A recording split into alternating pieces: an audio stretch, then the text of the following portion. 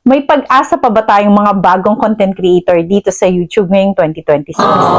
Yan ang malaking katanungan sa ating mga nagsisimula pa lamang dito sa YouTube at sa mga kakagawa pa lang na kanilang mga YouTube channel ngayong 2026. So by the way, I'm Nikki and welcome sa aking YouTube channel na Nikay Padaba. So, I'm working here in Hong Kong for almost 6 years and I'm doing vlog also sa iba't ibang platform like Facebook, Instagram, and sa TikTok. And I'm happy and so excited para sa opportunity na ating kakaharapin dito sa YouTube. So, may pag-asa pa ba tayong mga baguhan? Of course, meron. Napakalaki ng opportunity na ibinibigay sa atin ni YouTube para tayo ay lumawak ang views natin, magkaroon tayo ng earnings at ang pinakamahalaga is ma-monetize.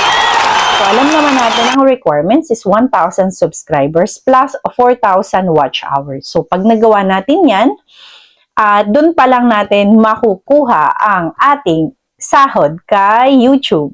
So yun nga, may pag-asa ba talaga? Of course. Basta maging consistent, magkaroon ka ng creativity, at maging authentic ang ating mga video. Hindi lang basta nag-upload ka, ay okay na yan. Basta mayroong kang content, ay okay na yan. Dapat meron tayong kakaibang palamuti, meron tayong kiliti sa ating mga viewers. So may bago tayong ino-offer sa ating mga viewers na kung saan itong bagong mga content videos natin is kapupulutan ng aral, kapupulutan ng inspiration, at kapupulutan ng motivation na para gawin din nila kung ano yung ginagawa natin. Para sa akin na wala pang isang linggo ang aking YouTube channel, napakasaya ko kasi merong, dun ko nakita sa analytics ko is nag-grow yung audience, nag-grow yung views, lumalawak yung reach. And isa itong patunay na hindi lang porket na bago ka is wala kang pag-asa. Hindi porket bago ka lang na nagkaroon ka ng YouTube channel is parang mabibehind ka. Minsan, kung sino pa yung bago, kung sino pang kakagawa pa lang is doon nabuboost. Mismo si YouTube, mismong algorithm ng YouTube ang nagpapalawak ng ating mga subscribers. So, ang kailangan lang natin gawin is, yun nga, consistent na tayo ay mag-upload. For example, in a week is 2 times ka mag-upload ng quality video is okay. And then, makipag-engage ka. Also, kung natutunan is mag-live din dito kay YouTube para nagkakaroon tayo ng malawak na views din. At interaction, yun kasing kailangan. And pangatlo ba? So yun, dito natin makikita kung gaano tayo ka-passionate, kaano tayo dedicated na mag-monetize din dito kay YouTube. Kung nagawa ng iba, magagawa natin.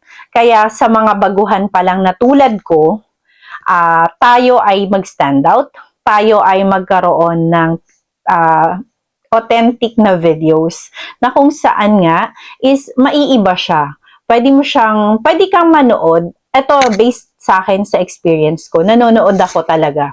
Nag-join talaga ako sa mga pioneering na mga vlogger na kung saan nagkakaroon ako ng malawak na kaalaman and then nag-inaaral ko talaga kung ano ba dapat ang gawin natin. So kahit ito ay bago, kahit bago pa lang tayo ay may kakayahan na kumita kay YouTube. At bago tayo kumita, syempre kailangan ma-monetize muna tayo, 'di ba? So, hindi hadlang na porket kakagawa lang natin ng YouTube is wala na, tapos na ang laban. Hindi doon natatapos. Matatapos lang yun kung matitenga ang iyong pag-upload ng video. So parang ningaskugon ka lang, like sa umpisa ka lang, magaling, okay. Plus parang pag nahirapan ka or naboring ka na is ayaw mo na. Hindi ganun. Paano tayo mamamonetize kung hindi tayo magtutuloy? So kapag nakapag-decide ka na ng tamang niche mo and nagkaroon ka ng consistent, be patient at magsipag.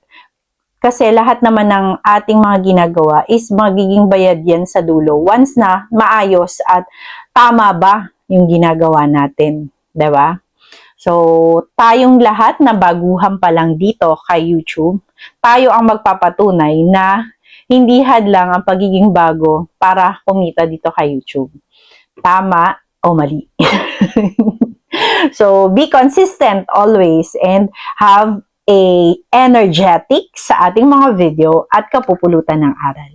Of course, once na inaral natin to at in-apply natin to, magiging maayos ang magiging outcome. Kaya sa mga baguhan na tulad ko, tayo ay magkaroon ng malakas na loob at tayo ay maging more creative.